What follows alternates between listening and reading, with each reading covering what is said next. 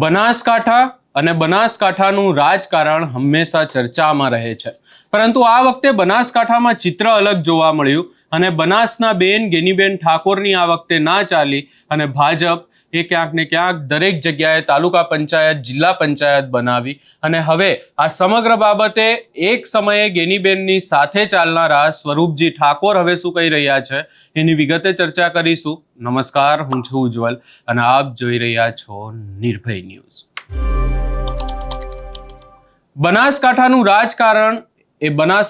રાજકારણ શરૂ થાય છે ગેનીબેન ઠાકોરથી અને ક્યાંક ને ક્યાંક એની શરૂઆત અને એનો અંત થાય છે ભાજપમાં જ્યારે સ્વરૂપજી ઠાકોર જોડાયા ત્યારથી। શું છે સમગ્ર મામલો એની જો વિગતે ચર્ચા કરવા જઈએ તો આ વખતે ખાસ કરી અને બનાસકાંઠાનું ચિત્ર અલગ જોવા મળ્યું। જે બનાસકાંઠાના લોકો બનાસના બેન ગેનીબેન ઠાકોરની સાથે હંમેશા હોય છે, આ વખતે ક્યાંક ને ક્યાંક એ ચિત્ર પણ અલગ જોવા મળ્યું ને એની સાથે સાથે હવે પ્રમુખ ઉપપ્રમુખ પણ મોટાભાગની જગ્યાએ ભાજપના બન્યા છે અને ભાજપની સાથે સાથે ખાસ કરીને જો ચર્ચા કરીએ તો અહીંયા ચર્ચામાં આવ્યા છે સ્વરૂપજી ઠાકોર। પહેલીવાર ધારાસભ્ય બન્યા અને ધારાસભ્ય બનતાની સાથે જ મંત્રી પદ પણ મળી ગયું। એક સમયે સ્વરૂપજી ઠાકોર માટે ગેનીબેન ઠાકોર ઊભા હતા, સ્વરૂપજી ઠાકોર માટે કંઈ પણ કરવા માટે તૈયાર હતા, પરંતુ સ્વરૂપજી ઠાકોર ભાજપમાં ગયા અને ત્યારથી જ આ તમામ બાબતોને લઈને ચર્ચાઓ થઈ રહી છે। પરંતુ આ તમામ ચર્ચાઓની વચ્ચે હવે સ્વરૂપજી ઠાકોર દ્વારા શું કહેવામાં આવ્યું છે એ પણ સાંભળી લઈએ। બનાસકાંઠા બંને જિલ્લાની અંદર ભાજપે જિલ્લા પંચાયત કબજે કરી છે વર્ષો પછી। આજ રોજ નવનિયુક્ત વાવથરા જિલ્લાની અંદર જિલ્લા પંચાયતના પ્રમુખ તરીકેની આજે સમિતિ યોજાઈ હતી। એમાં ખૂબ જ બહુમતી સાથે અમારી આ વાવથરા જિલ્લા પંચાયતના નવનિયુક્ત પ્રમુખની વરણી થઈ છે। તેમાં રત્નીબેનની વરણી કરવામાં આવી છે, ઉપપ્રમુખ તરીકે ભાઈ જગદીશભાઈ ચૌધરીની વરણી કરવામાં આવી છે અને વાવથરા જિલ્લાએ ખૂબ જ સારી રીતે ભાજપને લીડ આપી અને ભાજપનું માન શાન અને જાળવી અને લોકોએ ખૂબ જ આશીર્વાદ આપી અને આ વખતે નવનિયુક્ત જિલ્લાની અંદર શાનદાર જીત મેળવી અને વાવ તાલુકા પંચાયતો, જિલ્લા પંચાયતો, નગરપાલિકા હોય તમામે તમામ ભાજપની બનાવી અને ખૂબ જ લોકોએ આશીર્વાદ આપ્યા છે। જે વિકાસની રાજનીતિ છે તે ભૂપેન્દ્રભાઈ સરકારની જ્યારે વિકાસની રાજનીતિની અંદર લોકોએ સ્વીકારી અને આ વખતે નવનિયુક્ત જિલ્લાની અંદર નવીન ભાજપના જિલ્લા પ્રમુખ તરીકે આજ નિયુક્તિ થઈ છે, એટલે ખૂબ ખૂબ લોકોનો આભાર માનીએ છીએ। આ બનેલા વાવથરા જિલ્લાના પ્રથમ ચૂંટણીની અંદર જિલ્લા પંચાયત, તાલુકા પંચાયત અને નગરપાલિકાની ચૂંટણીઓ યોજાઈ હતી। એમાં આજ રોજ જિલ્લા પંચાયતના પ્રમુખ ઉપપ્રમુખ માટે થરાદ ખાતે ચૂંટણી યોજાઈ હતી। એમાં ભારતીય જનતા પાર્ટીના પ્રમુખ તરીકે રત્નીબેન પરમાર અને ઉપપ્રમુખ તરીકે જગદીશભાઈ ચૌધરીની નિમણૂક કરવામાં આવી છે।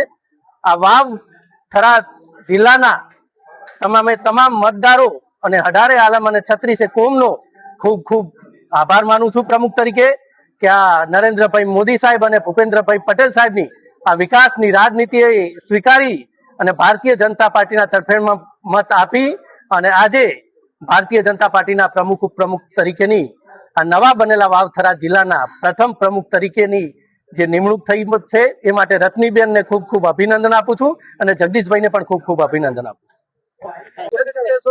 આપ આજે જિલ્લા પ્રમુખ બન્યા છો। મારું નામ રત્નીબેન અચનભાઈ પરમાર, જિલ્લા પંચાયત મલુપર સીટ 17। આજ રોજ વાવથરા જિલ્લા પંચાયતમાં મને પ્રથમ પ્રમુખની જવાબદારી આપી આ બદલે પાર્ટીનો સમગ્ર નીતિઓનો ખૂબ આભાર અને જિલ્લાના નેતૃત્વનો પણ ખૂબ આભાર અને આપણા લોકસેવક શંકરભાઈ ચૌધરી સાહેબનો પણ ખૂબ ખૂબ આભાર તેમજ મલુપર જિલ્લા પંચાયતના તમામ મતદારોને પણ આભાર અને મને મળેલી જવાબદારી હું નિષ્ઠાથી નિભાવીશ। સૌનો સાથ, સૌનો વિકાસ। જય જય ગૌરી ગુજરાત। પ્રથમ એવું કયું આપ કામ કરશો જે વિકાસના કામો ખાસ કરીને વાવથરા જિલ્લાની અંદર પીવાના પાણી તેમજ સિંચાઈ માટે પાણી પણ તકલીફ છે, રોડ, રસ્તા, વિકાસ, પાણીનું આરોગ્ય કેન્દ્ર।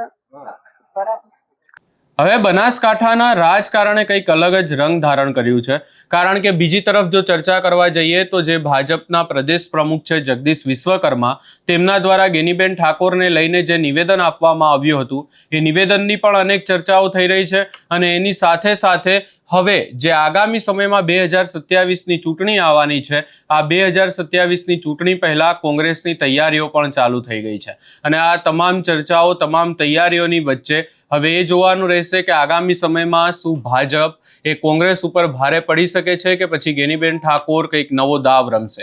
આ સમગ્ર બાબતે તમારો શું અભિપ્રાય છે એ અમને કમેન્ટ કરી જરૂર જણાવશો ને અમારી ચેનલ નિર્ભય ન્યૂઝને લાઇક, શેર, સબસ્ક્રાઇબ કરવાનું ભૂલશો નહીં.